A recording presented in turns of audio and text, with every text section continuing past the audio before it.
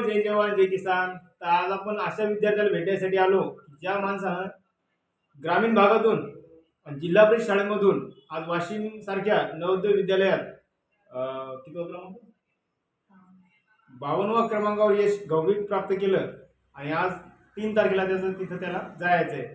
नैतिक या नवोदय परीक्षेत पास झाला. काय सांगशील बाकीच्या राहिलेल्या विद्यार्थ्यांना?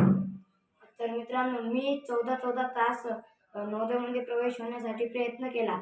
अजून माझ्या सरांनी मला खूप सराव केला माझ्यासाठी. सरांचं नाव विनोद जेनक सर.